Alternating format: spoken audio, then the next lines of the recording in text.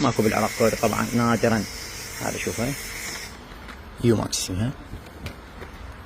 وعندك الدوشمات كل السيارات موجوده، سبورتش، توسان، سورنتو، لاند كروزر، شنو تريد دوشمه ما نقدر نذكرهم كلهم هوايه. شوادر، اكو شادر كامل، اكو شادر نصفي. وهاي الشباب يكملوا لي السياره. شوف قدامكم، شوف الفاره، فاره عملاقه والله تتونس فيها. هاي الفاره مستر كلينر.